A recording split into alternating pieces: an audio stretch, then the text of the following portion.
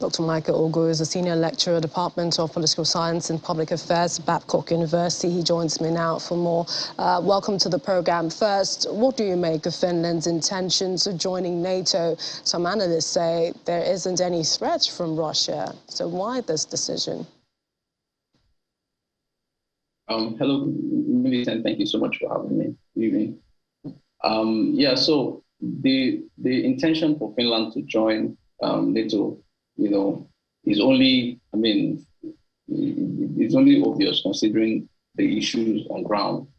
One would not have expected some 6-7 months ago that Russia was going to invade Ukraine, and bearing in mind what is going on now, other neighboring countries close to Russia are just taking precautions.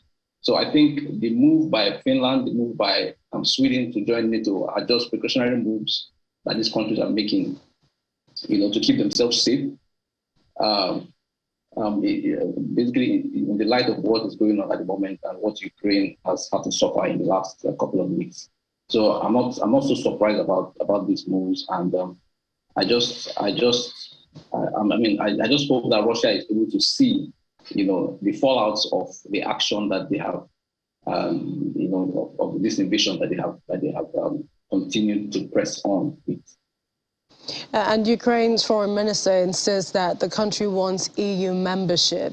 But what about being a member of NATO? Considering all that, Ukraine has lost, considering all that has happened since February 24? Yeah, so the thing with Ukraine is that Ukraine is just seeking some kind of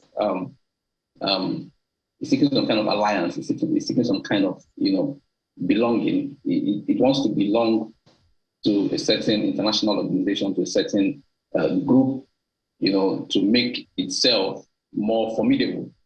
Of course, in light of what they have suffered, So it is obvious that now we're beginning to see the relevance, perhaps, of international organizations, international alliances, and maybe Ukraine is now beginning to appreciate more these things. Of course, it is not going to be very easy for Ukraine to join the EU now, considering all the criteria they have to meet and all the process that they have to fulfill. But it is just interesting that we're beginning to see the relevance of these international institutions as Ukraine, and all these other countries are clamoring to become members to join. This Russian invasion has really shed some light on the positives and negative aspects of international alliances, and it is just interesting to see how this is unfolding. But in terms of the negatives, what would you say they are? And this is also within the ambit of this invasion.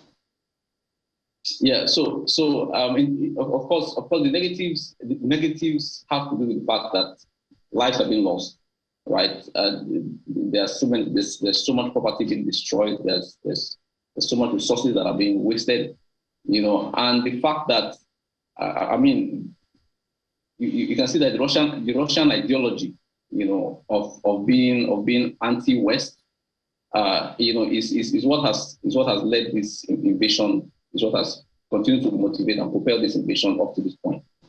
So the fact that these states, being Russia and Ukraine now, are not able to come to terms to understand and to agree on certain things, is something that is just unfortunate, and of course the West led by the US, led by the US will continue to expand their frontiers, will continue to accept as many countries as want to join, Finland, Sweden, and even if the Baltics also want to join NATO, the West will open its arms.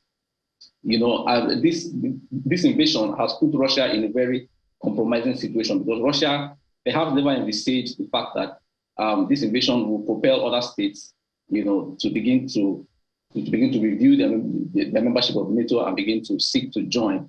But it is becoming more and more obvious that Russia is perhaps more porous now, because they are going to have more neighbors that are members of NATO. If, of course, this be by Finland and Sweden, those two, then of course Russia will be flanked by more members of NATO, which which is not very good for the national interest, of course. Especially neighbors who aren't comfortable, you know, with what they've done with Ukraine. But many wonder if this war will actually come to an end soon. What is your calculation? Well, the words of Zelensky, you know, some weeks ago, in fact, I think about a month ago, was said to have hinted that this could be a third world war, you know, if Russia doesn't come to terms or come to the negotiating table to try and sort these things out. You know, so if that is Zelensky's position, and of course we already know Putin's position, the fact that he's not backing down until eventually he gets Ukraine to where he wants Ukraine to be, you know, politically dependent perhaps on Russia, then it is obvious that there's no end in sight, at least for now.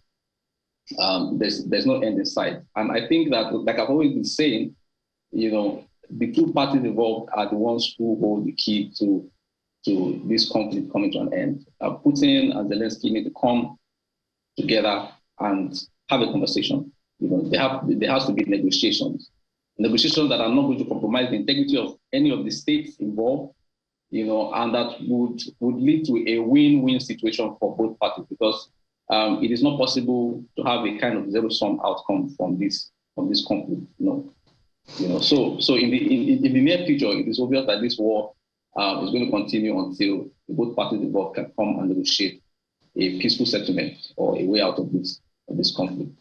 And only today, we heard President Zelensky say he's ready to speak directly with the Russian president, and he says only without intermediaries. Of course, we have always known Russia's position in the past about this direct face-to-face talks.